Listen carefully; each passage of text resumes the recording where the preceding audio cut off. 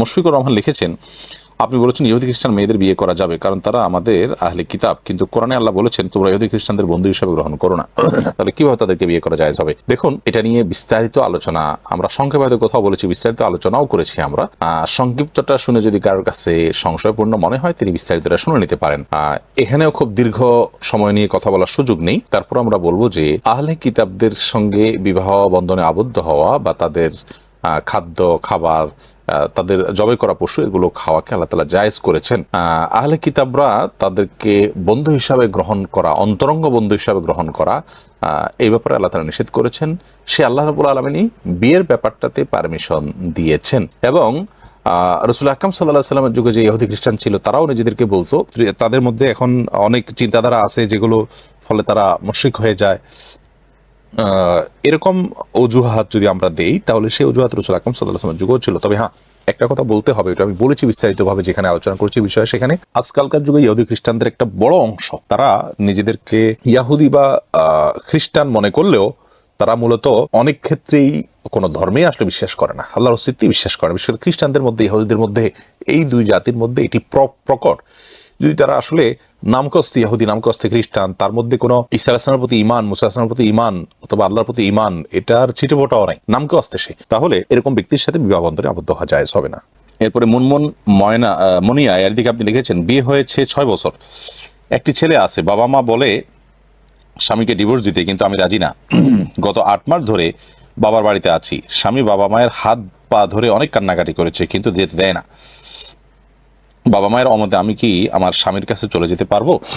যদি বিয়ে হয়ে থাকে এবং আপনার স্বামীকে যে আপনার বাবা মা ডিভোর্স দেওয়ার কথা বলে, সেটা শরীয়তের দৃষ্টিকোণ থেকে তো আসলে স্ত্রী ডিভোর্স দিতে পারে না। অর্পিত তালাকের পাওয়ার এটি খাটানোর যে কারণ বা শর্ত আছে, সেই শর্তগুলো যেগুলো কাবিননামায় লেখা আছে সেগুলো কোনোটা যদি পাওয়া যায় এবং বাপ মা তার থেকে পৃথক হতে বলে সেরাই কারণে, যুক্তিসঙ্গত কারণে, তাহলে সেক্ষেত্রে বাপ মার কথা আপনি মানার প্রশ্ন থাকতে পারে। আদারওয়াইজ যদি তাদের ভালো না লাগা বা জাগতিক ছোটোখাটো ইস্যুর কারণে তারা আপনাকে ডিভোর্স নিয়ে চলে আসতে পারে, তাহলে সেক্ষেত্রে তাদের আনুগত্য করা জায়েজ নয়। বরং আপনি স্বামীর কাছে যাবেন, মা বাবাকে বোঝাবেন আপনার সীমাবদ্ধতার জায়গাটা, সম্ভব হলে কোনো আলেমকে তাদেরকে বোঝাবেন যে আসলে আমি তোমাদের সাথে বেয়াদবি করে স্বামীর ভক্ত হয়ে গেছি, ব্যাপারটা সেরকম নয়। ইসলাম শরিয়ার দৃষ্টিকোণ থেকে অপ্রয়োজনে আপনার তালাক, এটা যেরকম ইসলাম পছন্দ করে না, আবার মেয়েদেরকে স্বামীদেরকে ডিভোর্স দেওয়ারও সুযোগ ইসলাম আসলে রাখে নাই। অর্পিত তালাকের যে বিষয়টা আছে সেটা আমরা যে শর্তগুলোর ভিত্তিতে বাস্তবায়ন করতে পারবো বলে কাবিননামায় লেখা আছে এবং সেই শর্তের ভিত্তিতে অর্পিত তালাকের পাওয়া দেওয়া হয়েছে, সেগুলো আদৌ পাওয়া গেছে নিজে দেখতে হবে। যদি পাওয়া যায় তারপরও আপনি আপনার স্বামীর তেমন কোনো দোষ দেখতে না পান, বা বাবা অন্যায় করে তার অন্যায়ভাবে তার থেকে বিচ্ছিন্ন হতে পারে, তাহলে সেক্ষেত্রে তাদের কথা মানা জরুরি নয়। অভিমানী মেয়ে আপনি লিখেছেন, রোজা রাখলে কি ইনজেকশন দেওয়া যাবে? রোজা রাখলে ইনজেকশন দেওয়া যাবে। রেজওয়ান আহমেদ শুভ আপনি লিখেছেন, স্ত্রীর গুনাহের জন্য স্বামীকে কি জবাব দিতে হবে? স্ত্রীর গুনাহের জন্য স্বামীকে জবাবদিহি করতে হবে যদি সেখানে স্বামীর কোনো প্রকার ত্রুটি থাকে, স্বামীর কোনো প্রকার বিচ্ছুতি থাকে, কোনো প্রকার গাফিলতি থাকে। আর যদি স্বামীর কোনো গাফিলতি না থাকে বা এখানে স্বামীর আসলে বিশেষ কোনো কারণে এটা একান্তই তার ব্যাপার, তাহলে সেজন্য স্বামী জবাবদিহি করতে হবে না। স্বামী অ্যাজ এ অভিভাবক তার কারণে যদি স্ত্রী পাপের দিকে যায়, তাহলে সেটার জন্য তিনি যেহেতু দায়ী, তিনি যেহেতু কারণের ভূমিকা পালন করেছেন বা তার মাধ্যমে হয়েছে, এই জন্য তিনি অবশ্যই জবাবদিহি করতে হবে যদি এরকম হয়। যেমন ধরুন, স্ত্রী বেপরদায় চলে, স্বামী তাকে বেপরদা চলতে উৎসাহিত করে বা স্বামী পছন্দ করে, এরকম যদি হয় তাহলে স্বামীও গুনাহগার হবেনি, স্ত্রী তো গুনাহগার হবেনি। আর যদি তিনি নিজে কোনো গুনাহ করেন যে গুনাহতে স্বামী সন্তুষ্ট নন, পরবর্তীতে বিরত থাকার চেষ্টাও করেছেন, তাহলে সেক্ষেত্রে স্বামীর কোনো দায় নেই। হৃদিতা আহমদ আপনি লিখেছেন, যদি কোনো স্বামী স্ত্রীর দেনমোহর না দিয়ে মারা যায় সেক্ষেত্রে করণীয় কি? কোনো স্বামী যদি আল্লাহ না করেন স্ত্রীর দেনমোহর দেয়া ছাড়া মৃত্যুবরণ করেন, তাহলে সেক্ষেত্রে তিনি স্ত্রীর কাছে দায়ী থাকা অবস্থায় মৃত্যুবরণ করলেন, অর্থাৎ কিয়ামতের ময়দানে এই দায় তাকে পরিশোধ করতে হবে আল্লাহর দরবারে। বিধায় এটা খুবই ভয়াবহ বিষয়, এটা জীবদ্দশাতেই সুরাহা করে ফেলা উচিত। তারপরে যদি স্বামীর মৃত্যুর পর স্ত্রী যদি মাফ করে দেন সেটা ভিন্ন কথা। এরপর সেজান তালুকদার আপনি লিখেছেন রোজা রাখা অবস্থায় রক্ত দেওয়া যাবে কি না? রক্ত দেওয়া যাবে, তবে যদি রক্ত দেওয়ার ফলে এত রক্ত দেয় যার ফলে তিনি দুর্বল হয়ে রোজা ভেঙে ফেলতে হতে পারে, এরকম পর্যায়ে যদি চলে যাওয়ার আশঙ্কা থাকে তাহলে দেওয়া যাবে না। নর্মালি এক ব্যাগ রক্ত দিলে তার কিছুই হয় না, ফর এক্সাম্পল দিতে পারেন তিনি, কোনো অসুবিধা নেই। ইমরুল শিকদার আপনি লিখেছেন বড় গুনাহ থেকে বাঁচার জন্য ছোট গুনাহ করা কতটুকু যুক্তিযুক্ত? বড় গুনাহ থেকে বাঁচার জন্য ছোট গুনাহ কেন করবেন? যদি ব্যাপারটা এরকম হয় যে কোনো একটা পথ আপনাকে বেছে নিতে হচ্ছেই, তাহলে সেক্ষেত্রে আপনি ছোটটা বেছে নিলেন। যদি আপনি বাধ্য হন দুইটার কোনো একটা পথে অবশ্যই যেতে, আর যদি সুযোগ থাকে ছোট গুনাহ এবং বড় গুনাহ দুইটাই পরিহার করার, তাহলে সেটাই করতে হবে। ছোট গুনাহ যদি নিয়মিত করতে হয় তাহলে সেটা কোনো কোনো ক্ষেত্রে বড় গুনাহে রূপান্তরিত হয়ে যায়, বড় গুনার দিকে মানুষকে নিয়ে যায় এবং মানুষের মধ্যে বেপরোয়া ভাব চলে আসে। সেজন্য পাপের প্রতি বেপরোয়া ভাব আসা এটা খুবই ডেঞ্জারাস একটা সাইন। আল্লাহ মাফ করুন, এটা আমাদের মধ্যে বেশি বেশি করে পাপ করতে করতে করতে করতে সৃষ্টি হয়ে যায়। এই জন্য ছোট পাপও করা উচিত নয়।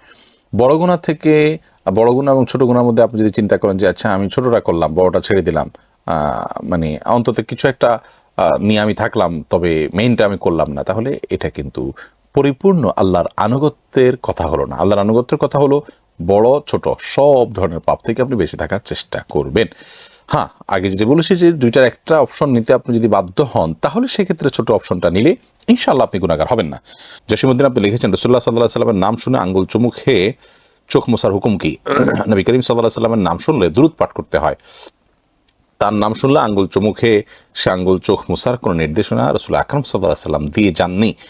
তিনি তার নাম শুনলে কি করতে হবে সেটা আমাদেরকে বলে দিয়েছেন। তিনি দিনকে পূর্ণাঙ্গ করে দিয়েছেন। এরপরে আবার নতুন করে তার নাম শুনলে নতুন কোনো কর্মসূচি আমরা যোগ করলে, কোনো কাজ যোগ করলে, যুক্ত করলে, সেটার কোনো দলিল না থাকলে সেটা বেদায়াতে পরিগণিত হবে। এরপরে ম্যাঘ কন্যা আইডি থেকে আপনি লিখেছেন বোনকে কি দিদি বলে ডাকা যাবে? দিদি এটা ধর্মীয় দৃষ্টিকোণ থেকে হিন্দুদের কোনো বিশ্বাসের সাথে কোনো সম্পর্ক আছে কিনা আমি জানি না। যদি না থাকে তাহলে সেক্ষেত্রে দিদি বলাতে কোনো অসুবিধা নেই। যদি বোনকে মানে অপর শব্দ দিদিতে বোঝানো যায় কোনো অসুবিধা নেই। সপ্তঋষি আপনি আইডি থেকে লিখেছেন ইউটিউবে কাবিন উসুল না করে কাবিন নামায় উসুল লিখেছেন শ্বশুরবাড়ির লোকেরা, কি করব? শ্বশুরবাড়ির লোকেরা যদি কাবিন না দিয়েই লেখে থাকেন উসুল, তাহলে তো মিথ্যা কথা বলেছে। এক্ষেত্রে স্ত্রী তার স্বামীর কাছ থেকে মহারণা দাবি করতে পারেন এবং স্বামী সেই মহারণা স্ত্রীকে দিতে বাধ্য, কারণ উসুল লেখাটা হয়েছে মিথ্যা এবং প্রতারণামূলক বিধায় এর কারণে স্বামী দায়মুক্ত হবেন না। স্ত্রীর অধিকার আছে সেটা আদায় করার জন্য চেষ্টা করার। আরিফুর রহমান আপনি লিখেছেন স্বামীর ইনকাম না থাকলে স্ত্রীর ইনকামের টাকায় সন্তানের আকিকা দেওয়া যাবে কিনা? স্ত্রী যদি স্বেচ্ছায় স্বপ্রণোদিত হয়ে নিজে থেকে দেন স্বামীকে, এটা দায়িত্বটা স্বামীর। যদি বলেন যে ঠিক আছে আমি তোমাকে দিলাম তুমি করো, তাহলে সেক্ষেত্রে স্ত্রী এই আর্থিক হেল্পটা করে দিলে সেটা দিয়ে স্বামী আকিকা দিতে পারেন, কোনো অসুবিধা নেই। তবে স্ত্রীর কাছ থেকে স্বামী দাবি করে নেওয়ার অধিকার কিন্তু তার নেই এ ব্যাপারে। এরপর এমডি হারিজুল মানিক আপনি লিখেছেন আমি শুনেছি শীতকালে গরম পানির পরিবর্তে ঠান্ডা পানি দিয়ে অজু করলে বেশি সওয়াব পাওয়া যায়। আমি তো ঠান্ডা পানিতে খুব অ্যালার্জি, তাই গরম পানি দিয়ে অজু করি, এতে কি আমার সওয়াব কম পাবো? ঠান্ডা পানি দিয়ে অজু করার তুলনায় গরম পানি দিয়ে অজু করার বিপরীতে ঠান্ডা পানি দিয়ে অজু করলে সওয়াব অনেক বেশি হবে, এটি নিছকই ভুল ধারণা। কোরআন হাদিসে কোথাও এরকম কোনো কথা বলা হয়নি যে ঠান্ডা পানি দিয়ে অজু করলে সওয়াব বেশি হবে আর গরম পানি দিয়ে অজু করলে সওয়াব কম হবে। আপনার যেটা সুবিধা আপনি সেটা ব্যবহার করতে পারেন। হ্যাঁ, যেখানে গরম পানির কোনো ব্যবস্থা নাই সেখানে আপনি কষ্ট করে যদি ঠান্ডা পানি দিয়ে অজু করেন এবং সেই কষ্টটা আপনি সহ্য করেন, তাহলে এর কারণে আল্লাহর কাছে আপনি বিশেষ বিনিয়োগ পাবেন। নবী করিম সাল্লাল্লাহু আলাইহি ওয়াসাল্লাম 3টি আমলের কথা বলেছেন যে আমলগুলোর মাধ্যমে মানুষ মর্যাদার উচ্চ শিখরে আসীন হতে পারে আল্লাহ তাআলার কাছে এবং তার গুনাহ খাতাগুলো মাফ হয়। সেই 3 কাজের একটি হলো ইসবাগুল ওযু আলাল মাকারিহ। মানুষের অপছন্দ লাগা সত্ত্বেও, খারাপ লাগা সত্ত্বেও সে আপনার কষ্টকে উপেক্ষা করে যে ব্যক্তি উজু করে এবং পবিত্রতা অর্জন করে, বিধায় সেটা ভিন্ন বিষয়।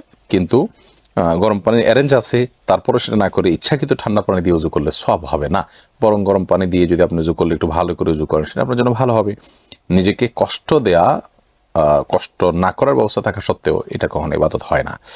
মমতা এআইডি থেকে আপনি লিখেছেন আমি একটা মেয়ে দত্তক নিয়েছি, তবে আমি বুকের দুধ খাওয়াতে পারি নাই, এক্ষেত্রে মেয়েটা বড় হলে আমার স্বামী মেয়েটার সাথে দেখা দিতে পারবে কিনা? আপনি যদি তাকে বুকের দুধ না খাইয়ে থাকেন তাহলে সেক্ষেত্রে আপনার স্বামী তার সাথে ব্যবহারে দেখা দিতে পারবে না এবং এই দত্তক নেওয়া মেয়েকে তার বাবা মার সাথে অবশ্যই সম্পৃক্ত রাখবেন, পরিচিত করাবেন, যোগাযোগ রাখবেন এবং বাবা মায়ের কাছে তা সে বড় হওয়ার পর তাকে ফেরত দেওয়ার মানসিকতা থাকা উচিত। একজনের সন্তান একজন দখল করে নেওয়া উচিত নয়। আর বিশেষ করে আপনি যেটা জানতে চেয়েছেন যে আপনার স্বামী দেখা দিতে পারবে কিনা, উত্তর হলো অবশ্যই দেখা দিতে পারবে না, যেহেতু আপনি তাকে কোনো দুধ পান করেন না। যদি দুধ পান করাতেন তাহলে সেক্ষেত্রে আপনার স্বামী তার দুধ বাবা হিসাবে দেখা দিতে পারতেন। হুররম সুলতানা হায়াত আপনি লিখেছেন, ক্রিম বা লোশন ব্যবহার করে গোপন অংশের লোম স্থায়ীভাবে উঠানো যাবে কিনা, নাকি তাতে গুনাহ হবে? না, গুনাহ হবে না যদি কোনো শারীরিক ক্ষতির কারণ না থাকে। যদি শারীরিক কোনো ক্ষতির কারণ না থাকে তাহলে এটা করা যাবে। বাট সুন্নাহ হলো চাষা একেবারে স্থায়ীভাবে উত্তোলন করে ফেলে যদি শারীরিক কোনো ক্ষতির আশঙ্কা থাকে তাহলে সেটা জায়েজ হবে না। এরপরে মেহজাবিন খান আপনি লিখেছেন, একটি মেয়ে অনেক বেশি খারাপ ছিল, জেনা ব্যভিচারের মতো জঘন্য সব গুনাহ সে করেছে, এখন সে আল্লাহর হেদায়েত পেয়ে পুরোপুরি দিন মেনে চলছে, তার বিয়ে ঠিক হয়েছে একজন দিনদার ছেলের সাথে, এখন কি সে তার পেছনের কথা তার হবু স্বামীকে বলবে নাকি গোপন করবে? অবশ্যই গোপন করবে, কোন অবস্থাতে বলবে না। এই ভুলটা আমাদের অনেক বোনরা করেন এবং তার জীবনের ঘটে যাওয়া বিষয়গুলোকে তিনি বলে বেড়ান এবং মনে করেন যে এটাতে তিনি অনেক উদারতার পরিচয় দিয়েছেন, এটাতে তিনি অনেক বড় মনের পরিচয় দিয়েছেন। এটা সম্পূর্ণ নেহায়েতই ভুল। কারণ হলো এর মাধ্যমে স্বামী স্ত্রীর মধ্যে বোঝাপড়ার গরমিল হয় এবং স্বামী স্ত্রীর প্রতি কুধারণা পোষণ করে এবং ভালোবাসার ঘাটতি দেখা যায়। আপনি অপরাধ করেছেন, আল্লাহর সাথে কথা বলেন। স্বামীর সাথে আপনি এটি বলার বা তাকে জানানোর কোনো কিছু নেই। আপনি আল্লাহর সাথে কথা বলুন এবং আল্লাহকে নিবেদন করুন। আল্লাহর কাছে আপনার বিষয়গুলোকে পেশ করে লজ্জিত হয়ে ক্ষমা চান, অনুতপ্ত হন। স্বামীর কাছে প্রকাশ করার কোনো প্রয়োজন নাই। এখানে ভালো শাস্তি গিয়ে অনেকে প্রকাশ করেন, এরপরে দাম্পত্য কলহ এবং অশান্তি এবং বোঝাপড়ার গরমিল শুরু হয়। তাছাড়া কোনো পাপ আপনি গোপনে করেছেন সেটাকে অন্যদের কাছে বলে বেড়ানো এটা কোনো ভালো জিনিস নয়। খাদিজাতুল সীমা আপনি লিখেছেন, আমি একটা মেয়েকে পড়াই, ফি হিসাবে যে টাকাটা দেয়া হয় সে টাকা আমার জন্য হারাম হবে কিনা? যদিও আমি শিওর না, তবে সুদের টাকা হওয়ার সম্ভাবনা রয়েছে। তাদের যদি হালাল হারাম দুই রকম উপার্জনই থাকে তাহলে সেক্ষেত্রে আপনি এটা নিতে পারেন। আর যদি শুধুই হারাম উপার্জন থাকে তাহলে সেক্ষেত্রে আপনি পারিশ্রমিক হিসাবে নিচ্ছেন, এটাকে শেখ মোহাম্মদ সাল্লাম মসজিদ হাফিজাহুল্লাহ সহ অনেক ওলামা ইকরাম জায়েজ বলেছেন। আবার অনেক ওলামা ইকরাম বলেছেন যে তার মূল টাকাটা যেহেতু হারাম আপনি জানেন, অতএব তার অধীনে কাজ করে পারিশ্রমিক হিসাবে এই টাকাটা নেওয়া আপনার জন্য জায়েজ হবে না। তাকওয়া হবে এটা পরিহার করা যদি আপনি জানেন যে সুদ থেকেই দেওয়া হয়। আর যদি হালাল হারাম দুইটাই হওয়ার সম্ভাবনা থাকে, অর্থাৎ তার বিভিন্ন রকম উপার্জন থাকে, তাহলে জায়েজ আছে।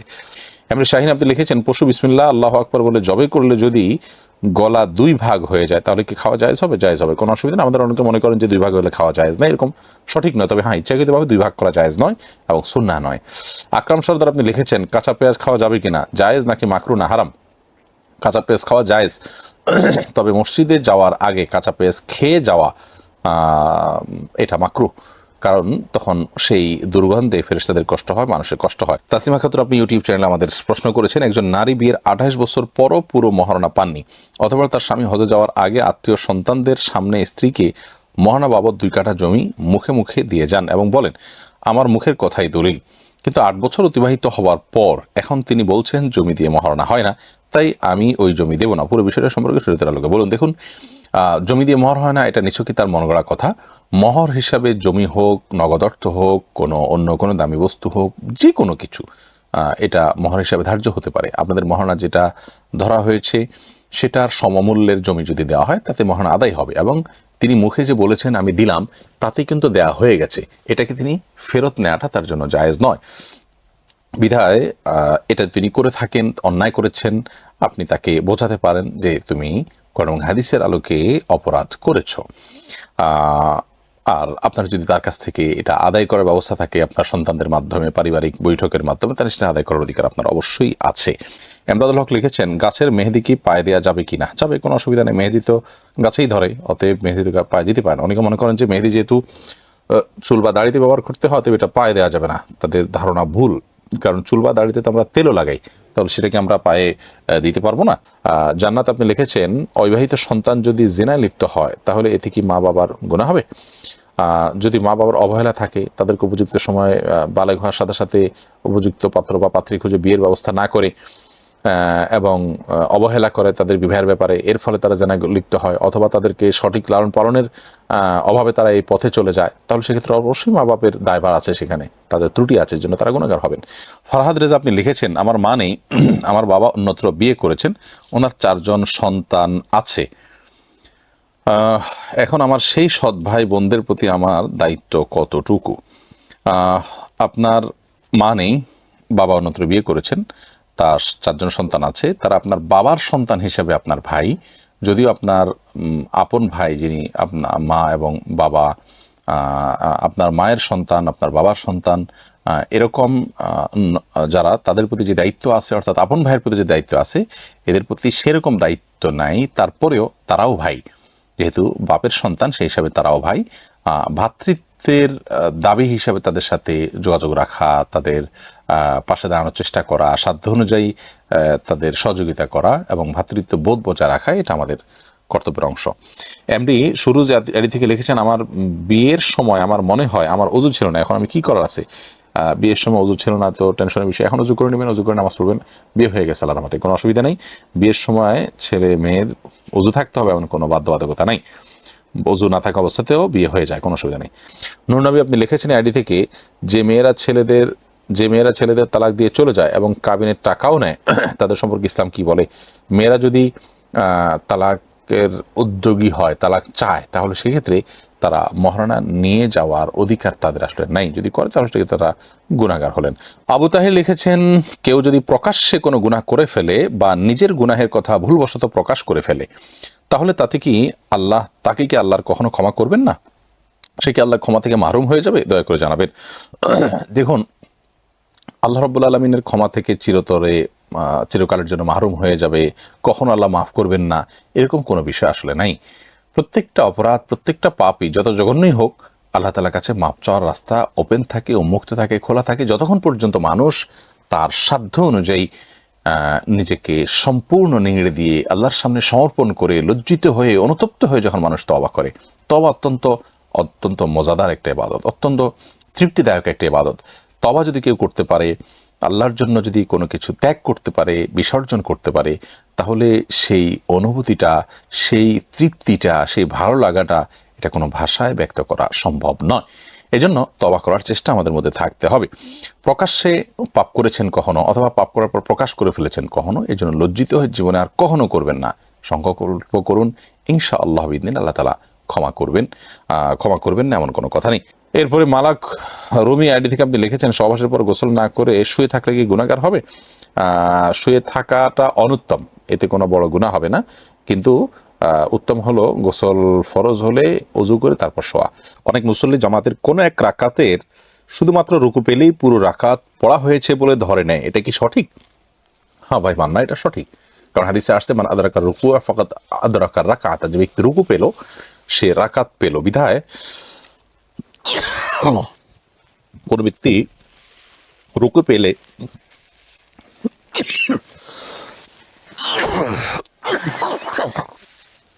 সেটাকে রাকাত পাওয়া হিসাবে গণ্য করা যাবে, কোনো অসুবিধা নেই। তবে ইমামকে রুকুতে তিনি মিনিমাম 1 তাসবিহ পরিমাণ পাবেন, এইটুকু অপেক্ষা অন্তত করতে হবে। সাইফুল্লাহ সাইফ আপনি লিখেছেন, 8 দিন যাবৎ কসর নামাজ আদায় করেছি, এখন 15 দিনের চেয়ে বেশি থাকতে হবে, পূর্বের নামাজের জন্য কি কিছু করার আছে? এখন কি করণীয়? আপনি কোথাও মুসাফির হিসাবে থাকবেন এরকম প্ল্যান করেছেন, 6 দিন, 7 দিন, 5 দিন থাকবেন, এরকম একটা অনির্দিষ্ট মানে সীমিত সময় আপনি থাকবেন, এরকম একটা প্ল্যান করে কোনো জায়গায় আপনি অবস্থান করেছেন, তাহলে সেই হিসাবে আপনি কসর পড়েছেন। এরপর যখন আপনার সিদ্ধান্ত হলো না সেখানে আপনি দীর্ঘ সময় থাকছেন, সেখানে আপনি বসবাস করছেন, মুসাফির আর থাকছেন না, বরং সেখানে আপনি লং টাইম থাকবেন, তাহলে সেক্ষেত্রে এখন থেকে পুরো নামাজ পড়বেন। আগের নামাজের আপনার কিছুই করতে হবে না, যেহেতু তখন আপনি মুসাফির ছিলেন, মুসাফিরের নিয়ত ছিল বিধায় সেটাই আপনার জন্য প্রযোজ্য হয়েছে। এখন আপনি থাকার নিয়ত করেছেন বিধায় এখন থেকে আপনার জন্য পুরো সালাত আদায় করার বিধানটি প্রযোজ্য হয়েছে। এমডি আরিফুর রহমান আপনি লিখেছেন, কেউ যদি আত্মহত্যা করে মারা যায় তাহলে কি সে কখনো জান্নাতে যেতে পারবে না? না, কখনো জান্নাতে যেতে পারবে না এমন কোনো কথা নেই। আল্লাহ তাআলা তাকে মাফ করে জান্নাত দিতেই পারেন। সুরবিন আইডি থেকে লিখেছেন, কবরস্থানে খারাপ কোনো জিন বা পরী যে মানুষের ক্ষতি করে, এই ধরনের কিছু থাকে? যদি থাকে তাহলে এদের থেকে হেফাজতের উপায় কি? কবরস্থান বলে কোনো কথা নয়, যেখানে নির্জন জায়গা, লোকজনের খুব একটা যাতায়াত নেই, এরকম জায়গায় দুষ্ট জিনের প্রভাব বেশি থাকে। সেটা কবরস্থান হতে পারে, সেটা কোনো আপনার কি বলে বন জঙ্গল হতে পারে, সেটা কোনো পরিত্যক্ত ঘর বাড়ি হতে পারে, সেটা অন্য যে কোনো কিছু হতে পারে। যথাসম্ভব এগুলোতে যদি গমন করেন, নিজের কাজ সেরে খুব দ্রুত সেরে আসবেন এবং দোয়া ইস্তেগফার এগুলো পড়তে থাকবেন। দুষ্ট জিন এর উপদ্রব থেকে বাঁচার জন্য 15টি আমল, এবং দুষ্ট জিন এবং শয়তান থেকে বাঁচার জন্য 15টি আমল, এই বিষয়ে একটা ভিডিও আমাদের আছে, সেটা দেখে নিতে পারেন বিস্তারিত। মোহাম্মদ কাজী সোহাগ ইসলাম আদর আপনি লিখেছেন, একটা মেয়ের সাথে প্রায় 3 বছরের সম্পর্ক, মেয়েটি ছেলেটিকে বিয়ে করতে চায় কিন্তু ছেলেটা রাজি নয়। এখন মেয়ে ছেলেকে আত্মহত্যার ভয় দেখায়, এখন ছেলেটার করণীয় কি? ছেলেটা যদি মেয়েটাকে বিয়ে করার কথা বলে থাকে, তাহলে তো সে মেয়ের যদি বিয়ে করার মতো হয়, একেবারে তার সাথে যায়, মোটামুটি যায় না এরকম না, তাহলে সেক্ষেত্রে এ মেয়েকে বিয়ে করা উচিত তার, এবং প্রতারণা করা উচিত না, মিথ্যা কথা বলা উচিত নয়।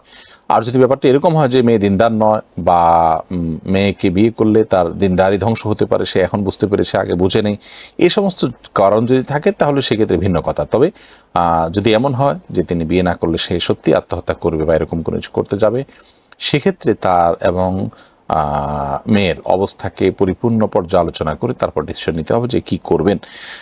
তবে আত্মহত্যা যেই করুক, যে অবস্থায় করুক, সেটা কিন্তু স্বতন্ত্র কাবিরা গুনাহ। কিউট বয় মামুন এই আইডি থেকে আপনি লিখেছেন, ফরজ নামাজের পর হাত তুলে দোয়া করা যাবে কিনা? আমি ভারত থেকে বলছি, দোয়া করা যাবে, কোনো অসুবিধা নেই।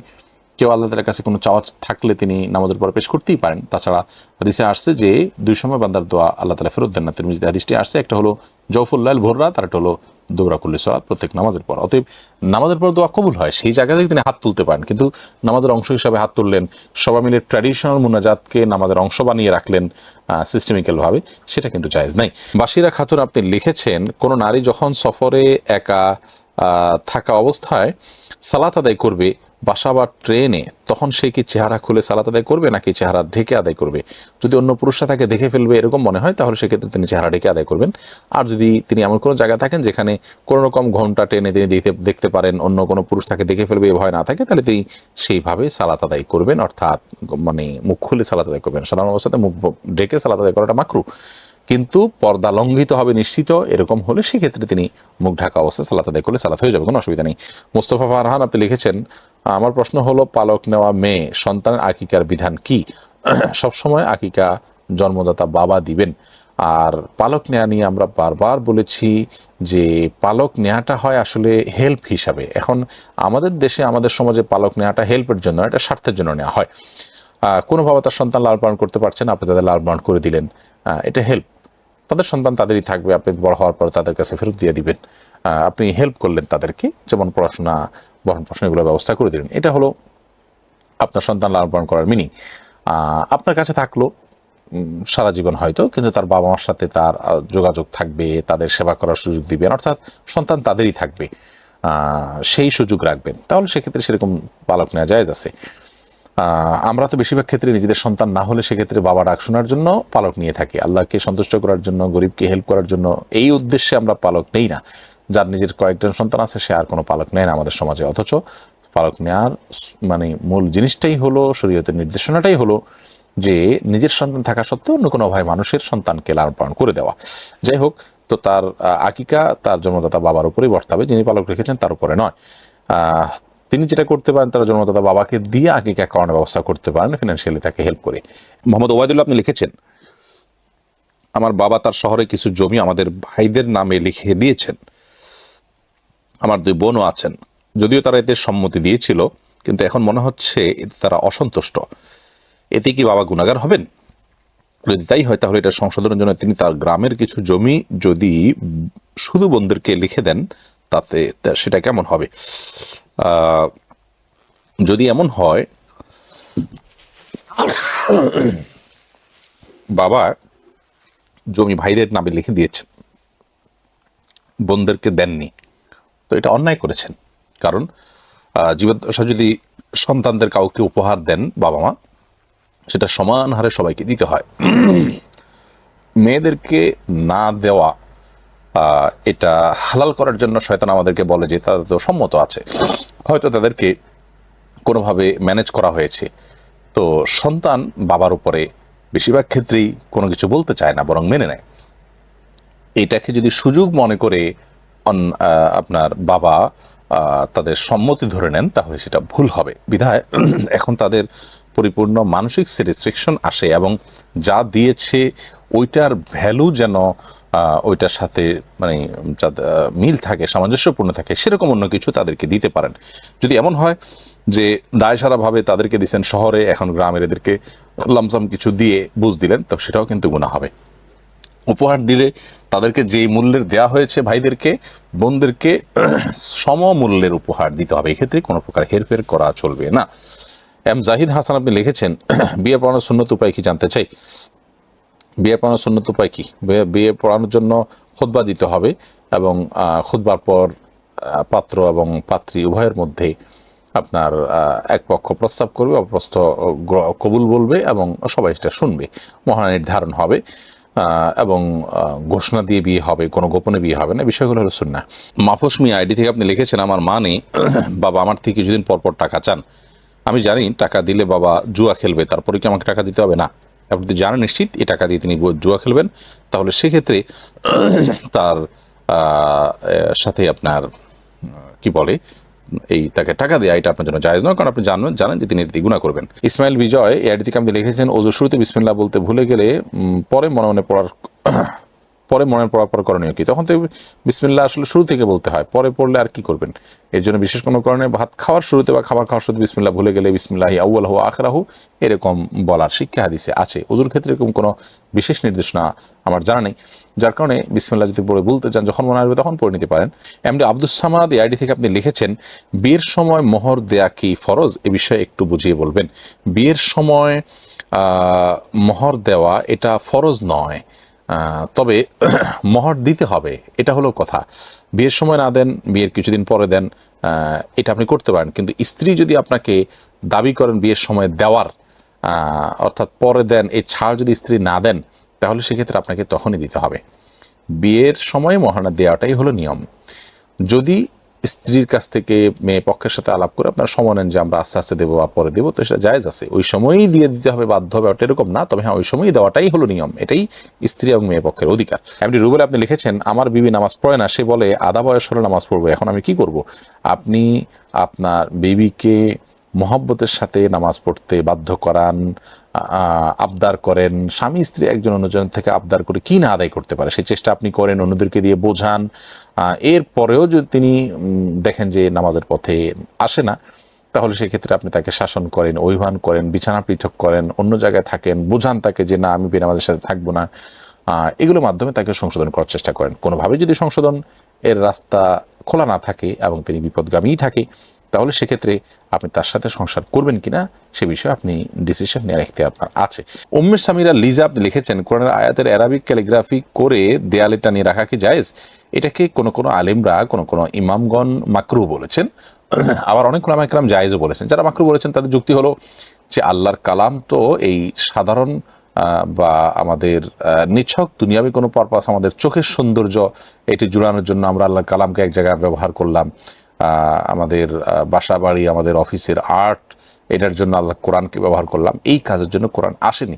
তো এটা কোরআন যে উদ্দেশ্যে এসেছে সে উদ্দেশ্যে না ব্যবহার করে আমাদের নিজস্ব স্বার্থ এবং দুনিয়াবি, এটা এক ধরনের দুনিয়াবি স্বার্থ যে আমার সৌন্দর্য বর্ধনের কাজে আমি আল্লাহ কালামকে ব্যবহার করে দিলাম।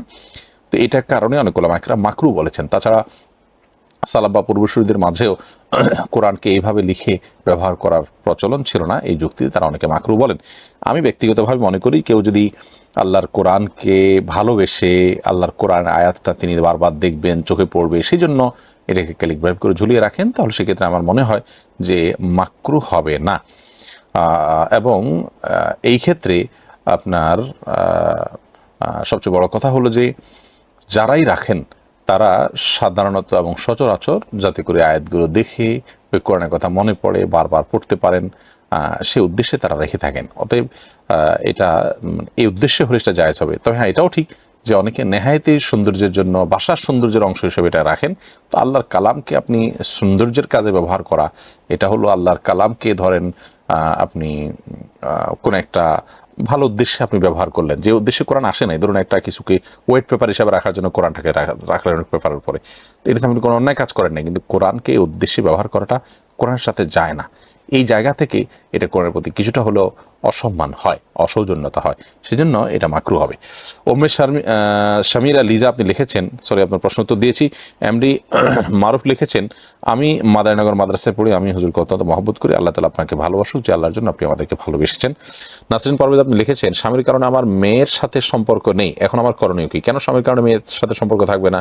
আপনার মেয়ে আপনার রক্ত, আপনার সন্তান, আপনার সবচেয়ে নিকটের মানুষ এবং আত্মীয়, তার প্রতি আপনার কর্তব্য আছে। স্বামী যদি বাধা দেয় তাহলে স্বামীর সেই বাধা আপনি শুনবেন না, প্রয়োজনে সংসারে যেন অশান্তি না হয় সেজন্য আপনি গোপনে তার সাথে যোগাযোগ মেনটেন করবেন এবং স্বামীকে বোঝানোর চেষ্টা করবেন যে তিনি অন্যায় করছেন। আল কাউসার আলিফ লিখেছেন, হাঁটু ভাঁজ না হলে কি নামাজ আদায় করব? হাঁটু ভাঁজ না হলে কিভাবে নামাজ আদায় করব? হাঁটু ভাঁজ না হলে বলতে আপনি যদি পুরোপুরি ভাঁজ করে সিজদা করতে না পারেন তাহলে সেক্ষেত্রে যতটুকু যেভাবে পারেন সেভাবে সিজদা করবেন। আর যদি সিজদা যেতেই না পারেন, যেহেতু হাঁটু ভাঁজই করতে পারেন না টোটালি, তাহলে সেক্ষেত্রে বসে আপনি সিজদায় ইশারায় আপনি সিজদা করবেন। তরিকুল ইসলাম আপনি লিখেছেন, অনেক বক্তা মাহফিলে কুরুচিপূর্ণ ও শ্রুতিকটু কথা বলেন, অশ্লীল অঙ্গভঙ্গি করেন, এদের ব্যাপারে ইসলাম কি বলে? ওয়াজ ও দাওয়াতের ভাষা কেমন হওয়া উচিত? দেখুন, আল্লাহ রাব্বুল আলামিন মানুষকে নসিহা করতে যারা যাবেন তাদের নসিহতের ভাষা কি হবে সেটি মুসা আলাইহিস সালাম এবং তার ভাই হারুন আলাইহিস সালাম, এই দুই নবীকে আল্লাহ তাআলা শিক্ষা দিয়েছেন। আল্লাহ বলেছেন, ফাকুলা লাহু কাওলাল লাইয়িনা, তোমরা উভয়ে যখন যাবে, অর্থাৎ ফেরাউনের কাছে যখন দাওয়াত নিয়ে যাবে তখন তার সাথে তোমরা কোমল কণ্ঠে কথা বলবে এবং নরম সুরে তোমরা তার সাথে কথা বলবে। আল্লাহ তাযাক্কার আও ইয়াখশা, হতে পারে সে তোমাদের এই কথোপকথনের মাধ্যমে উপদেশ গ্রহণ করবে, অথবা আল্লাহ রাব্বুল আলামিন এর ভয়ে সে সন্ত্রস্ত হবে, হেদায়েতের পথে আসবে। দেখুন, ফিরআউন হেদায়েতের পথে আসবে না আল্লাহ তাআলা জানেন, কিন্তু তার কাছে দাওয়া পেশ করার জন্য নবী করিম আল্লাহ নবী মুসা এবং হারুন আলাইহিস সালামকে আল্লাহ তাআলা ঠিকই কোমল কণ্ঠে বিনয়ের সাথে দাওয়াত দেওয়ার নির্দেশ করেছেন। আমাদের নবী করিম সাল্লাল্লাহু আলাইহি ওয়াসাল্লামকে তার সম্পর্কে আল্লাহ বলেছেন, ফাইমা রাহমাতিন মিনাল্লাহি লিনতা লাহুম, আপনি আপনার রবের অনুগ্রহে, আল্লাহর অনুগ্রহে আপনি কোমল হয়েছেন। ওয়ালাউ কুনতা ফাজ্জান গালিজাল কলবি লানফাদ্দু মিন হাওলিক, যদি আপনি একটু রুক্ষ হৃদয়ের হতেন তাহলে আপনার আশপাশে থেকে সবাই সরে যেত, কেউ আপনার পাশে থাকতো না। পরিষ্কারভাবে এখান থেকে বোঝা যায় যে দাওয়াতের ভাষা হবে কোমল, দায়ীর ভাষা হবে কোমল, দায়ী ধমক দিয়ে কথা বলবেন। এটা ঠিক যে অনেক ওয়াজ মাহফিলে বক্তাদেরকে দেখা যায় শ্রোতাদের সাথে এমন অ্যাপ্রোচে কথা বলেন, এমন ধমক দিয়ে কথা বলেন যেন তারা তার শিক্ষার্থী কিংবা ছোট বাচ্চাকে তিনি পড়াচ্ছেন, অথবা তিনি যে দাওয়া পেশ করছেন দাওয়ার সাথে কোরআন হাদিসের আদৌ কোনো মিল নেই। আল্লাহ রাব্বুল আলামিন বলেছেন, উদউ ইলা সাবিলি রাব্বিকা বিল হিকমাতি ওয়াল মাউইজাতিল হাসানাহ, হিকমা ইলম দিয়ে, কোরআন এবং হাদিস দিয়ে এবং সুন্দর উপদেশ দিয়ে তোমরা তোমার রবের প্রতি তুমি মানুষকে আহ্বান করো।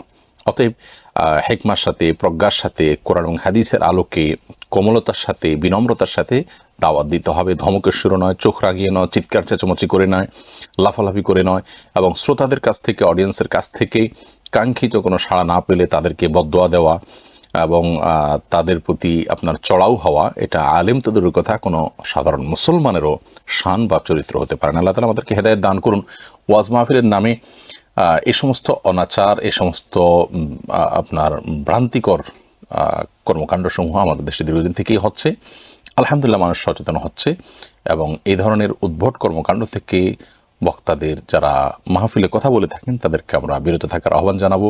বিনয়ের সাথে সুন্দর করে মানুষকে বোঝানোর চেষ্টা আল্লাহ তাআলা আমাদের করার তৌফিক দান করুন। মাহমুদুল কবির আলী লিখেছেন, কোনো ভালো কাজ করে তার বিনিময়ে সুস্থতা কামনা করা যাবে কিনা? করা যেতে পারে, কোনো অসুবিধা নেই। কোনো ভালো কাজ করে তার বিনিময়ে সুস্থতা আশা করা যেতে পারে যে আল্লাহ তাআলার বিনিময়ে আপনি আমাদেরকে সুস্থতা দান করুন। নেক আমলের বিনিময়ে আল্লাহ তাআলার কাছে যে কোনো কিছু চাওয়া যায়। পারভেজ টপি আপনি লিখেছেন, টয়লেটে প্রবেশ করবার দোয়া না পড়ে টয়লেটে প্রবেশ করবার পরে মনে পড়লে কি করণীয়? পরে পড়লে আর ভেতরে পড়বে না, মনে পড়তে পারে, আল্লাহর কাছে পানা চাইতে পারে, অথবা আবার পুনরায় বের হয়ে দোয়াটা পড়ে তারপর প্রবেশ করবে, সেটা হবে সবচাইতে ভালো। মামুন আব্দুল আপনি লিখেছেন, এক আল্লাহর বান্দা একটি ধর্মীয় প্রতিষ্ঠানের জন্য ব্যাংকে নগদ 10 লাখ টাকা ওয়াকফ করেছেন। প্রশ্ন হলো, ধর্মীয় প্রতিষ্ঠানের এই টাকার মাসিক বা বার্ষিক মুনাফা থেকে উপকৃত হওয়া বৈধ হবে কিনা? ইসলামী ব্যাংকগুলো সম্পর্কে কমন দৃষ্টিভঙ্গি আমরা বলেছি যে কোনো বিকল্প যদি কারোর না থাকে, তিনি ইসলামী ব্যাংকের কোনো স্কিমে, কোনো পলিসিতে সেখানে যে টাকা রেখে খান সেটা হারাম হবে না। যেহেতু সেখানে আপনার শরিয়া প্রতিপালন করে শরিয়া নীতিমালা অনুকরণ করে ব্যবসা করে তার ভিত্তিতে প্রফিট দেওয়ার কথা তারা বলে থাকেন, এই অঙ্গীকার তারা করে থাকেন, এবং এগুলো দেখার জন্য ওলামা ইকরামের টিমও রয়েছে। বিধায় এগুলোকে সরাসরি আমরা কখনো হারাম বলি না, তবে সন্দেহপূর্ণ সংশয়পূর্ণ বলি নানা কারণে। তাদের সীমাবদ্ধতা যেমন আছে, অনেক সময় আন্তরিকতার অভাব থাকে, যে পদ্ধতিগত ত্রুটির কারণে দেখা যায় যে সবসময় বিষয়টা হালাল পন্থায় নাও হতে পারে। এই সন্দেহপূর্ণ বা সংশয়পূর্ণ বিষয় অ্যাভয়েড করা ভালো, এটুকু আমরা বলতে পারি। কিন্তু এর ফলে তিনি হারাম খেয়েছেন, সুদ দিয়েছেন, এরকম স্পষ্ট হারাম এটি নয়। তারপরও এটি থেকে বেঁচে থাকতে পারলে যথাসম্ভব ভালো। তবে টাকা রাখার ক্ষেত্রে আপনি ইসলামী ব্যাংকগুলোতে অবশ্যই রাখবেন, যেহেতু অন্যান্য কনভেনশনাল ব্যাংকগুলো আপনার সুদের প্রতিষ্ঠাতা, সুদের প্রচারক এবং সুদের সপক্ষে তার অবস্থান নিয়েছে। তার বিপরীতে ইসলামী ব্যাংকগুলো সুদ যে হারাম সেই ধারণাকে সমাজে বলিষ্ঠভাবে প্রতিষ্ঠা করেছে এবং সেই চেষ্টা তারা করে, এবং তারা চেষ্টা করে ইসলাম অনুযায়ী চলার। আমরা যেরকম কোনো মুসলমান আমাদের নিজেদেরকে একেবারে শতভাগ খাঁটি দাবি করতে পারি না, আমাদের মধ্যে যেরকম আল্লাহর আনুগত্যের কথা স্বীকার করা সত্ত্বেও অনেক আল্লাহ তাআলার নাফরমানের কাজ হয়, ঠিক একইভাবে তাদের বেলায়ও সেই কথা প্রযোজ্য, অর্থাৎ ব্যাংকগুলোর বেলায়ও সেই কথা প্রযোজ্য। তো যাই হোক, সংশয়পূর্ণ এক্ষেত্রে এরকম জায়গায় টাকা রেখে মাসে মাসে মুনাফা নেওয়াটা অনুচিত হবে। আমরা বলবো যে সেটা সংশয়পূর্ণ বিষয় থেকে বেঁচে থাকলে তার তাকওয়া রক্ষা হয়ে দিতে আসছে, সেটা করতে পারলে ভালো। কিন্তু এটাকে হারাম খেয়েছে, হারাম খাচ্ছে, ব্যাপারটি সেরকম বলার কোনো সুযোগ নেই। আর যেটা প্রফিট আসবে, যদি এটা ভাঙার কোনো সুযোগ না থাকে, তাহলে সেক্ষেত্রে সেটা কোনো গরিব মানুষকে দান করা যেতে পারে। অতএব যদি কোনো গরিব মানুষকে দান করা হয়, গরিবের জন্য খাওয়া সেটা হারাম হবে না। নুরুল ইসলাম আইডি থেকে আপনি লিখেছেন, আমার দাড়ি ঘন হওয়ার কারণে আমি পানি 3 বারের বেশি সময় ব্যবহার করি, তাতে কি কোনো সমস্যা হবে? 3 বারই যথেষ্ট হবে। আপনি একবার নিয়ে যখন খুব ভালো করে ডলবেন, এরপর দ্বিতীয়বার ডলবেন এবং তৃতীয়বার ডলবেন, ইনশাআল্লাহ বিইذনিল্লাহ। এভাবে 3 বার ডলার মাধ্যমে আশা করছি যে যথেষ্ট হয়ে যাবে ইনশাআল্লাহ বিইذনিল্লাহ। কালিমুল্লাহ আপনি লিখেছেন, সোশ্যাল মিডিয়ার কারণে অশ্লীলতা ব্যাপক হয়ে গেছে, ফলে সহনীয় হয়ে গেছে বিষয়টি। যে কথাটা মুখে উচ্চারণ করা যায় না তা অনায়াসে লিখে ফেলা যায়। অনেক অনুসরণীয় ব্যক্তিও প্রতিবাদ করতে গিয়ে অশ্লীল উক্তি উদ্ধৃত করছেন। আমি নিশ্চিত তিনি তা উচ্চারণ করতে পারতেন না। এ ব্যাপারে কিছু বলুন। দেখুন, মুসলমান কখনো অশ্লীল কোনো কথা বলতে পারে না। মুসলমান কখনো আপনার নোংরা কোনো কথা বলতে পারে না, গালমন্দ করতে পারে না। নবী করিম সাল্লাল্লাহু আলাইহি ওয়াসাল্লাম বলেছেন, ইমানদার কখনো ফাহেশ হবে না, অশ্লীল কথা বলবে, অশ্লীল কাজ করবে, এরকম এই চরিত্রের অধিকারী হতে পারে না এবং বাদী হতে পারে না। তুচ্ছ নিচু কোনো কথা, মানে ছোটলোকি হয়, কোনো ব্যক্তিত্বের সাথে যায় না, ব্যক্তিত্ববান মানুষের সাথে যায় না, এই ধরনের নিচু কথাবার্তা কোনো ইমানদার বলতে পারে না। সোশ্যাল মিডিয়ার এই যুগে আমরা অনেকেই কাজটি করে যাচ্ছি। বিশেষ করে কেউ হয়তো ইসলাম বিরোধী অথবা কেউ এমন কোন লাইফস্টাইল অনুসরণ করছেন যাতে আল্লাহ তাআলার বিধান লঙ্ঘন হচ্ছে, কোনো হারামে লিপ্ত হচ্ছেন, তিনি খারাপ মানুষ ধরলাম। তো সে খারাপ মানুষটার সমালোচনা করতে গিয়ে তাকে একটা গালি দেওয়া হচ্ছে, তার সম্পর্কে এমন মন্তব্য করা হচ্ছে যা রীতিমতো তার সম্পর্কে মিথ্যা অভিযোগও হতে পারে, এরকম একটি ব্যাপার। তারপর সত্যও যদি হয় তাহলে সেক্ষেত্রে তাকে নিয়ে কটূক্তি করা এবং বাজে মন্তব্য করা, এটা আমাদের কাছে একেবারে মনে হচ্ছে যেটা আমাদের অধিকার। ব্যাপারটা এরকম হয়ে দাঁড়িয়েছে। বিশেষ করে কোনো নায়িকা, কোনো মডেল হয়তো তার উশৃঙ্খল চলাফেরার কারণে তিনি যুবকদের বিভ্রান্তির কারণ হচ্ছেন, তিনি নিজেকে ধ্বংসের দিকে নিয়ে যাচ্ছেন, আল্লাহর অবাধ্যতে লিপ্ত আছেন। তো তার ব্যাপারে কোনো আলোচনা, সমালোচনা, কোনো বিতর্ক তৈরি হলে দেখা যায় তার সম্পর্কে আজে বাজে শব্দ আমরা ব্যবহার করি। আল্লাহ মাফ করুক, এটা ইসলামের শিক্ষা নয়, এটা নিজের প্রবৃত্তির পূজা, নিজের মনের ঝাল মেটানো। বিধায় আমরা কুরুচিপূর্ণ মন্তব্য, বাজে মন্তব্য করব না। বিভিন্ন সমসাময়িক ইস্যুগুলোতে দেখা যায় কোনো ব্যক্তি হয়তো তার কোনো মন্দকর্ম প্রকাশিত হয়েছে কিংবা কারোর কোনো খারাপ দিক প্রকাশিত হয়েছে, সে সংক্রান্ত নিউজের আপনার মন্তব্যের ঘরে কিংবা সে সংক্রান্ত কোনো রিপোর্টের মন্তব্যের ঘরে, পোস্টের মন্তব্যের ঘরে, তার ওয়ালে গিয়ে মন্তব্যের ঘরে বিশ্রী, অশ্লীল এবং নিকৃষ্ট ভাষায় আপনার মন্তব্য করা হচ্ছে। এটা কোনো মুসলমান, কোনো ন্যূনতম রুচিসম্পন্ন মানুষের কাজ হতে পারে না। আল্লাহ তাআলা আমাদেরকে রুচিশীল মুসলমান হওয়ার তৌফিক দান করুন। আমরা যেন দায়িত্ব জ্ঞানহীন না হই, আমরা যেন আমাদের মূল পরিচয় ভুলে না যাই। তিনি যত খারাপই হোক, তাই বলে তার জন্য আমি নিজেকে খারাপ করতে পারি না। আমি সুন্দরভাবে, যুক্তিগ্রাহ্যভাবে তাকে উপদেশ দিব। আল্লাহ তাআলা আমাদেরকে তৌফিক দান করুন। মারিয়াম ইসলাম দৃষ্টি আপনি লিখেছেন, একদিনের দূরে কোথাও যাওয়া আশা করলে কি কসর নামাজ আদায় করা যাবে? একদিনের দূর এরকম নির্দিষ্ট করে তো আসলে বলা কঠিন। ঢাকা তো এমনও জ্যাম লাগে যে এক পাশ থেকে আরেক মাথায় যেতে অনেক সময় একদিনের প্রায় কাছাকাছি সময়ও লেগে যায়, 5-6-7 ঘন্টাও লেগে যায়, 8 ঘন্টাও লেগে যায়, এরকম পুরো দিনের একটা বড় অংশ লেগে যায়, এরকম হয়। অতএব ব্যাপারটা সেটা না, ব্যাপারটা হলো যে আপনি এক জায়গা থেকে আরেক জায়গায় গেছেন, যেটা জার্নি বলা যায়, 75 বা কম বেশি যে কিলোমিটার হিসাবে আসে, সেই রকম দূরত্ব যখন যাবেন তখন আপনি মুসাফির হিসেবে গণ্য হবে। ফরিদুল হক লিখেছেন, আমি এবছর দাওরা হাদিস অধ্যয়নরত, দাওয়াতের ময়দানে কাজ করতে চাই, একজন সফল দায়ী হিসেবে আপনার পরামর্শ উপদেশ কামনা করছি। ভাই ফরিদুল হক, আমি আপনাকে বিনীতভাবে আরজ করব, দাওয়া পেশ করবেন কোরআন দিয়ে। আল্লাহ রাব্বুল আলামিন কোরআনে হাকিমে বলেছেন, ফাযাক্কির বিল কোরআন মান ইয়াখাফু ওয়াঈদ। যে ব্যক্তি আল্লাহর সতর্কীকরণকে ভয় করে, এই ব্যক্তিকে তুমি কোরআন দিয়ে উপদেশ দাও, অর্থাৎ মুসলমানকে কোরআন দিয়ে উপদেশ দিতে হবে। নস এবং হাদিস ভিত্তিক আলোচনা করার চেষ্টা করবেন, যে কোনো বিষয় কোরআন এবং হাদিসের আলোকে আলোচনা করবেন। সালাফের কোনো ঘটনা, শিক্ষণীয় কোনো দৃষ্টান্ত, এগুলোর মাধ্যমে হতে পারে, কিন্তু নসুস অর্থাৎ কোরআন এবং হাদিসের যে ভাষ্য, সেগুলোর আধিক্য এবং সেগুলোর ব্যবহার প্রচুর মনে থাকা উচিত দাওয়াতের কন্টেন্ট হিসাবে। কারণ সেগুলো, বিশেষ করে কোরআন, এটা মুআসসির। এর কোরআনের একটা মুআজিজা এবং অলৌকিকতা হলো যে কোরআন দিয়ে দাওয়াত দিলে মানুষের মধ্যে অনেক বেশি এফেক্ট হয়। নবী করিম সাল্লাল্লাহু আলাইহি সাল্লাম তো কোরআন দিয়ে দাওয়াত দিয়েছেন, আর তাতেই গোটা পৃথিবীতে হেদায়েতের আলো তিনি ছড়িয়েছেন। বিধায় আমি সেটাকে আপনাকে অনুকরণ করার জন্য প্রথম নির্দেশ দেব যে কোরআন হাদিসের আধিক্য থাকবে আলোচনার মধ্যে যথাসম্ভব। দ্বিতীয়ত, দাওয়াতের ময়দানে যথাসম্ভব মানুষের কাছ থেকে পারিশ্রমিক না নিয়ে দাওয়াত দেওয়ার চেষ্টা করতে হবে। আজকাল আমাদের অনেক মাদ্রাসার শিক্ষার্থী ভাইদের খুব স্বপ্নের একটা এবং শখের একটা প্রফেশন বা পেশা হলো ওয়াজের বক্তা হওয়া। এইটাতে ভালো মন্দ খাওয়া যায়, মানুষের কদর পাওয়া যায়, ভালো পয়সা কড়ি পাওয়া যায়। তো এই জন্য বলছি, দাওয়াতের ময়দানে নামার আগে যদি কোনোভাবে হালাল উপার্জনের কোনো একটা পথ, একটা ছোট ব্যবসা, কোন একটা ক্ষুদ্র উদ্যোগ, কিছু একটা শুরু করা যায় এবং দাওয়াতের কাজটা শুধুমাত্র আল্লাহর জন্য করার চেষ্টা যদি করা যায়, সেটা ভালো। আমি ব্যক্তিগতভাবে জানিয়েছি আপনাদেরকে ফেসবুক পেজে আমাদের একটা টেক্সট পোস্টের মাধ্যমে যে আমি খুব শীঘ্রই ইনশাআল্লাহ একটা ব্যবসা শুরু করার চেষ্টা করছি। সেটা খুব ছোট আকারে হোক, আমি নিজে সেখানে বসবো, সময় দিব এবং সেখানে শুধু ব্যবসা সংক্রান্ত আলাপ হবে। উদ্দেশ্য যে আমার চলার জন্য যে পয়সার প্রয়োজন হয় সেটা আমি এখান থেকে পেয়ে যাবো। এরপরে আমার মসজিদে জুমা পড়াই, সেখান থেকে আমি হাদিয়া নেব না, ওয়াজ মাহফিল থেকে হাদিয়া নেব না, এরকম আমাদের পরিকল্পনা রয়েছে। আলহামদুলিল্লাহ, সুন্নাহ ফাউন্ডেশনের সাথে সরাসরি পরিচালনা আমরা যারা জড়িত, তারা কেউই এখান থেকে কোনো প্রকার বেতন ভাতা কিছু নেন না।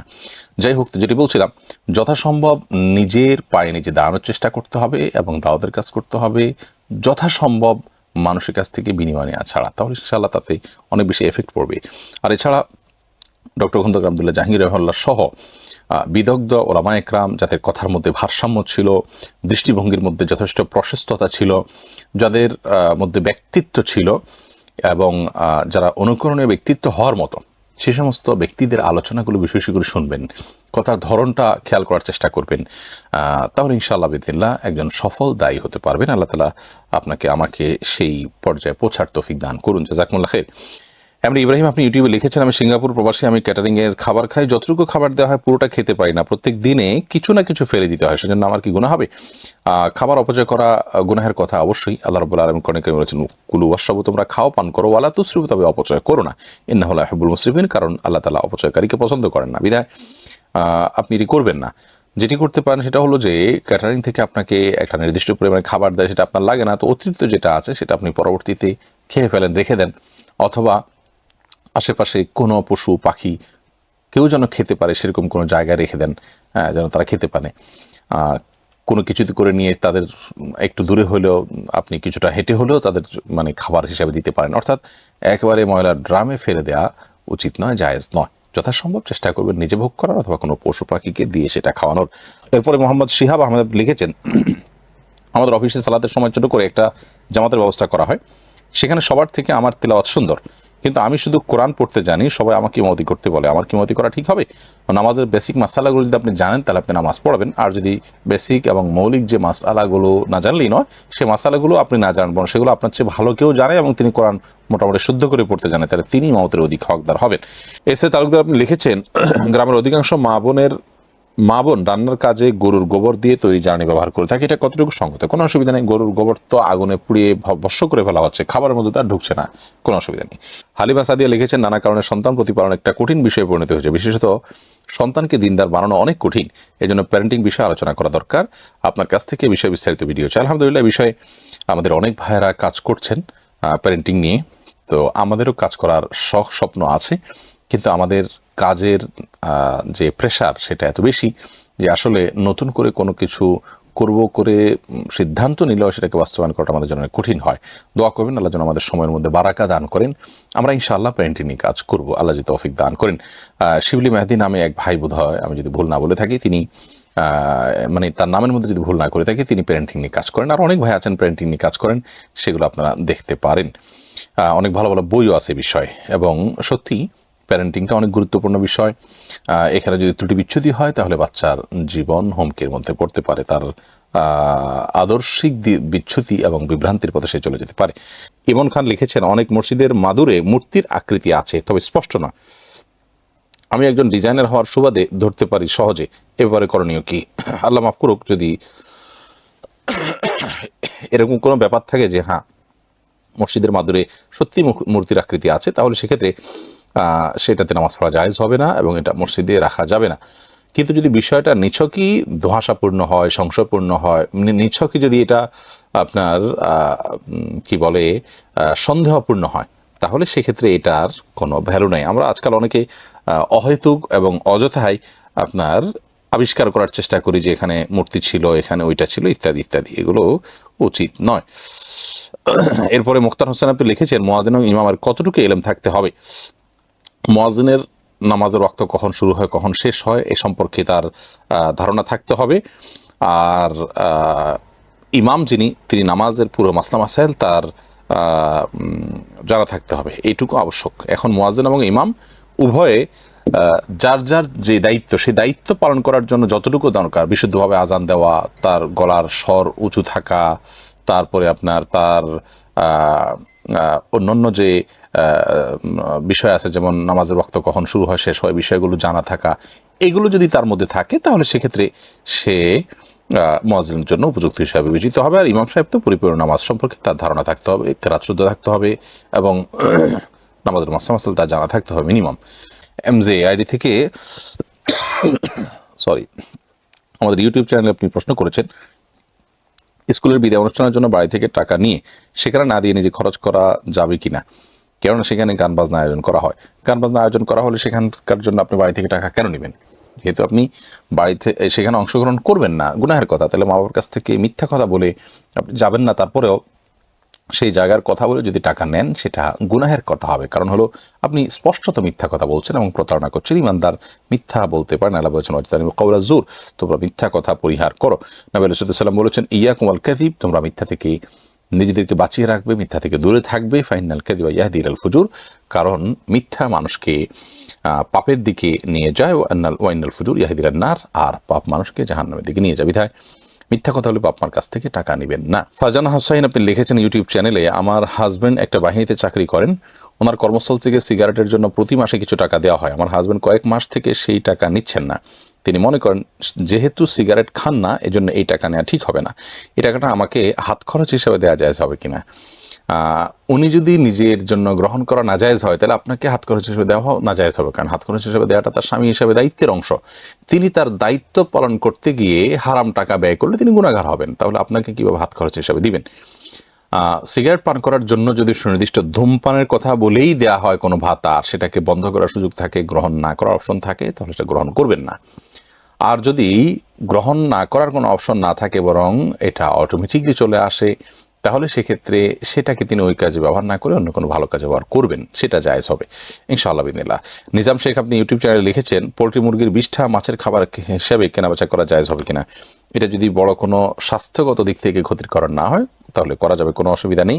বিশেষ করে এটাকে যদি প্রক্রিয়াজাত করা হয় তাহলে সেই ক্ষেত্রে এটাকে মাছের খাবার হিসাবে দেওয়া যাবে। কেনাবেচা করার বিষয়টা একটু জটিল, কারণ এটা তো আসলে নাপাক জিনিস, এটা কেনাবেচা করা এভাবে যায় কিনা সে বিষয়ে আমি এই মুহূর্তে উত্তর দিচ্ছি না, বিষয়টাকে স্কিপ করছি। শুধু আমি মূল যে বিষয়টা বলতে চাচ্ছি তা হলো মাছের খাবার হিসাবে এটা দেয়াতে কোনো অসুবিধা হবে না, কারণ মাছের জন্য তার হালাল হারাম নয়, সে যে কোনো কিছু খেতে পারে। আর সে মাছ আমরা খেতেও পারি যদি মাছের মধ্যে কোনো নাপাকের গন্ধ তার অস্তিত্বের মধ্যে ছড়িয়ে না পড়ে, যে রান্না করলে সে গন্ধ আসে, এরকম যদি না হয়, যে ময়লার গন্ধ আসে, এরকম যদি না হয়, তাহলে সেক্ষেত্রে মাছের জন্য এটা মাছকে খাওয়ানো এটা গুনাহের কোনো বিষয় নয়, হালাল হবে। বাট এটার কেনা বেচা খাওয়াটা যদি বিষ্ঠা একটা নাপাক জিনিস, তো এটার কেনা বেচা জায়েজ হবে কিনা এটা আলোচনা সাপেক্ষ। যদিও আপনার যে সমস্ত পশুর গোশত খাওয়া যায় সেগুলোর মলমূত্র এগুলো সম্পর্কে অনেক উলামা ইকরাম বলেন যে সেগুলো পাক নাপাক নয়, তবে গ্রহণযোগ্য মত হলো নাপাক হওয়ার বিষয়টি। এরপরে ইসমাইল হোসেন চৌধুরী লিখেছেন, হিন্দু কলিগের সাথে খাওয়া দাওয়া করা অথবা একে অপরের খাবার শেয়ার করা কি জায়েজ আছে? হিন্দু কলিগের সাথে খাওয়া দাওয়া করলে কিংবা একে অন্যের সাথে খাবার শেয়ার করলে কোনো অসুবিধা নেই, বরং আমাদের সুন্দর আচরণ তাদেরকে আমরা প্রদর্শন করবো ইসলামের সৌন্দর্য মুসলমানদের প্রতি আকৃষ্ট করার উদ্দেশ্যে। অতএব এটি করাতে কোনো অসুবিধা নেই। তবে হ্যাঁ, তিনি যে খাবারটা আপনাকে শেয়ার করছেন সেই খাবারটা যদি কোনো পশুর গোশত হয় এবং সেটা যদি তারা নিজেরা জবাই করে থাকেন, সেটা আপনি খেতে পারবেন না। তারা বাজার থেকে যদি গোশত কিনে আনে, কোনো মুসলমানের জবাই করা গোশত অথবা গোশত ছাড়া অন্য কোনো খাবার আপনাকে দেয় যেটাতে হালাল মানে হালাল হবে, যেটা হারাম নয়, সেটা আপনি খেতে পারেন, কোনো অসুবিধা নেই। এরপরে আয়েশা সিদ্দিকা আপনি লিখেছেন, পরীক্ষায় দেখা জায়েজ নাই, কিন্তু কেউ যদি অন্যকে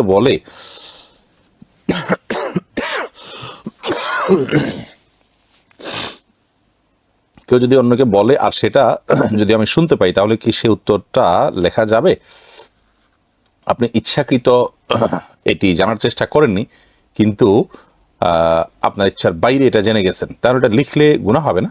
কিন্তু আপনি বিষয়টা জানতেন না, আদৌ আপনার জানা ছিল না, কিন্তু এইভাবে আপনার জানা হয়ে গেছে, তো এর ভিত্তিতে সেটা যদি আপনি না লেখেন যে আমি তো আসলে সত্যিকারার্থে বলতে গেলে আমি জানি না, আরেকজন থেকে যে কোনোভাবে শুনে গেছি তাই লিখেছি, এরকম যদি হয়, তাহলে সেক্ষেত্রে সেটার কারণে সেটা অ্যাভয়েড করলে, অর্থাৎ এটা না লিখলে সেটা তাকওয়ার দাবি হবে, সেটা হবে আল্লাহর কাছ থেকে সওয়াব পাওয়ার মাধ্যম, কিন্তু এটা লিখলে সরাসরি গুনাহ হবে না আমি মনে করি।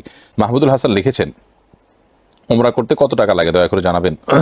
এটা তো আমাদের জানানোর বিষয় না, আমরা এজেন্সিগুলোর সাথে যোগাযোগ করেন মেহরবানি করে।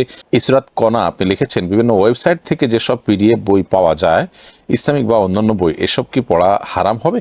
আমি যদি বই না কিনে শুধু পিডিএফ পড়ি, তাহলে সেটা কি হালাল হবে? যদি বইয়ের মালিকের এবং প্রকাশকের, যারা এটার মালিকানা, যারা এর পেছনে ইনভেস্ট করেছেন, খরচ করেছেন, এবং এর মাধ্যমে তাদের লাভ লসের ব্যাপার আছে, তাদের যদি অনুমোদন না থাকে, তাহলে পিডিএফ পড়া জায়েজ নয়, এটা গুনাহের কথা হবে, আপনি তাদের হক নষ্ট করছেন। আমি একজন হিজড়া, আমার শরীরে ছেলেদের আচার আচরণ রয়েছে, মেয়েদের মতো আমি কি সার্জারি করে মেয়ে হতে পারবো? এটাকে ট্রান্সজেন্ডার বলে। আপনার মধ্যে যদি ছেলে সুলভ দিকগুলো বেশি থাকে, তাহলে সেক্ষেত্রে সার্জারি করে আপনি পরিপূর্ণ ছেলে হতে পারেন, মেয়েলি দিকটা দূর করে ফেললেন। আর যদি মেয়ে সুলভ দিকগুলো আপনার মধ্যে বেশি থাকে, আপনার শারীরিক গঠনের মধ্যে ছেলের সুলভ দিকটা কম থাকে, তাহলে সেক্ষেত্রে আপনি অপারেশন করে মেয়ে মানে পরিপূর্ণভাবে ওই যে ছেলে সুলভ যে সামান্য কিছু আচার আচরণ আছে সেগুলো কারেকশন করতে পারেন। ট্রান্সজেন্ডারের ক্ষেত্রে যেটি গুরুত্বপূর্ণ, তাহলে একজন মানুষ আস্ত পুরুষ মহিলা হয়ে যাওয়া, একজন আস্ত মহিলা পুরুষ হয়ে যাওয়া জায়েজ নয়। আল্লাহ তাআলা বলেছেন, লা তাবদীলা লিখালকিল্লাহ, আল্লাহ সৃষ্টিতে কোনো প্রকার পরিবর্তন করা জায়েজ নয়। এখন একজন মানুষ তিনি হিজড়া, কিন্তু হিজড়া বলতে তিনি যদি কোনো একটা প্রাবল্য তার মধ্যে থাকে নারী বা পুরুষের, তাহলে অপরটা যে তার মধ্যে হালকা পাতলা আছে, এটা এক ধরনের রোগ বলা যেতে পারে।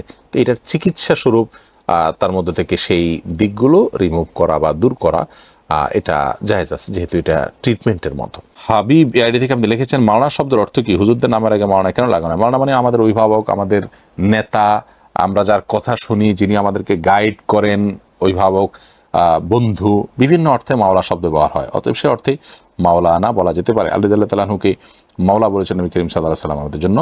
তো নবীকে আলেমদেরকে আমরা মাওলা বললে, অভিভাবক, বন্ধু, আমাদের গাইড, এই সমস্ত অর্থে মাওলানা বলা যেতে পারে, এতে কোনো অসুবিধার কিছু নেই। এরপরে সাইফুল আহমেদ জয় আপনি লিখেছেন, আমার বাবা মা চট্টগ্রামে ভান্ডারের মুরিদ, তবে 5 ওয়াক্ত নামাজ পড়েন।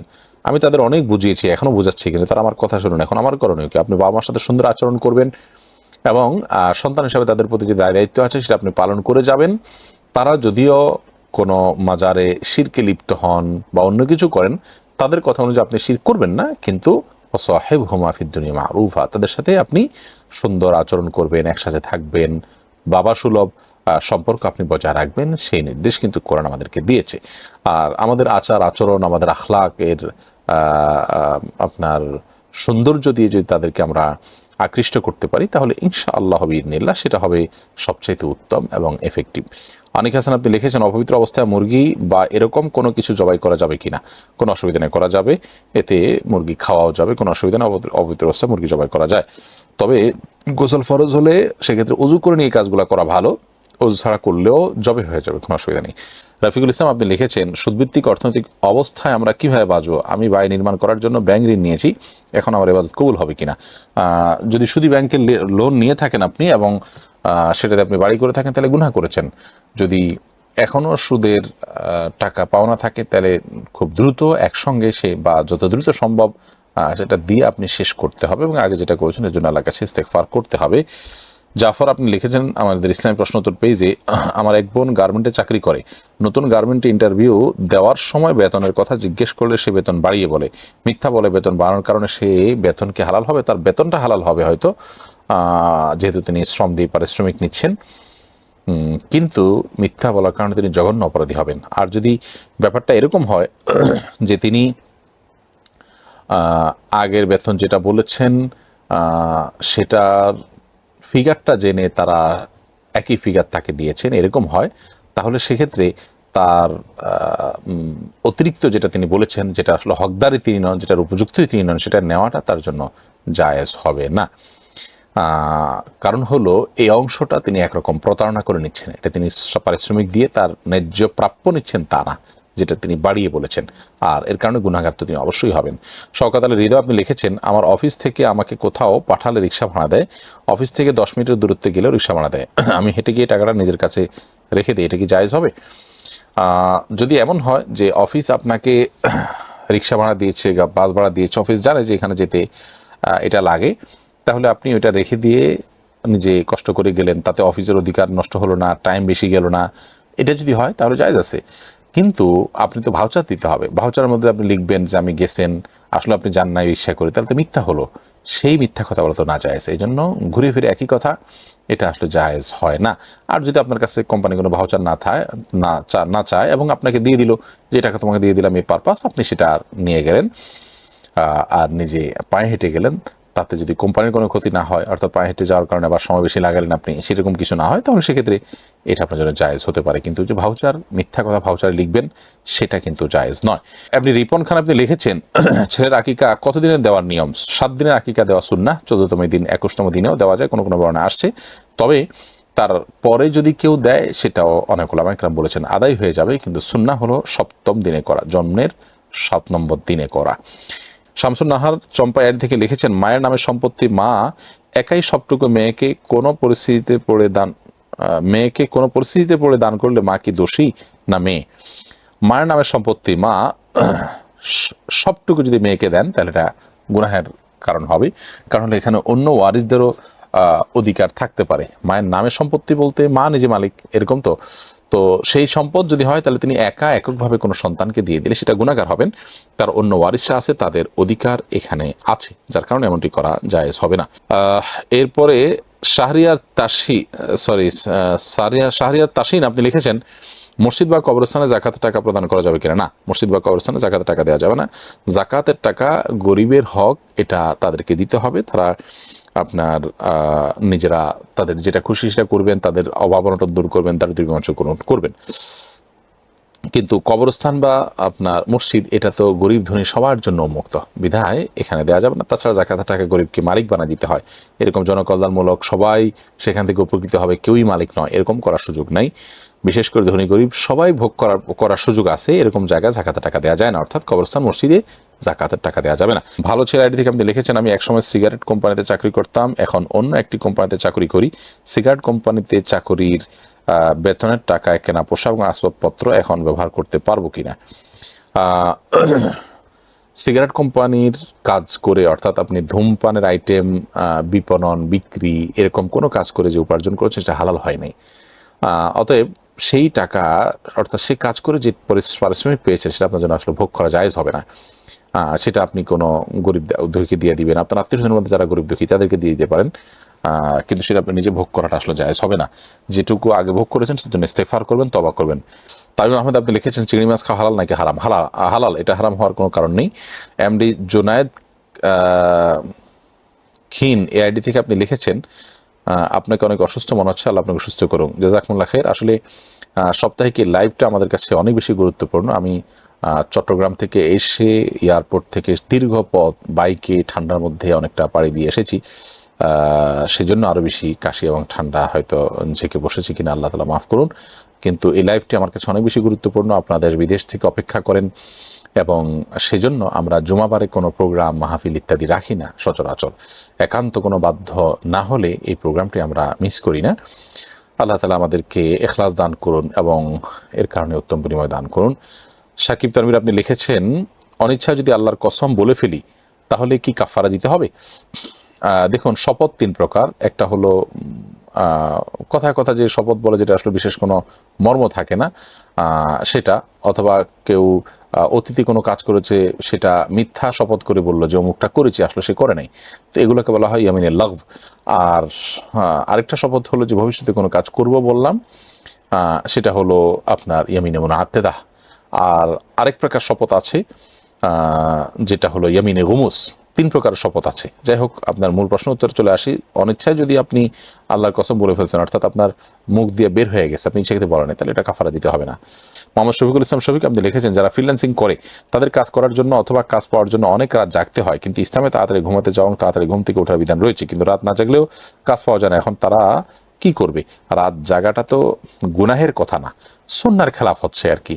তো উপার্জন করতে গিয়ে এটা করতে হচ্ছে, নিছক অলসতা করে অবহেলা করে আড্ডা মেরে তো আর রাত যাপন করছে না, তাদের জন্য এটা জায়েজ হবে ইনশাআল্লাহ বিইذনিল্লাহ।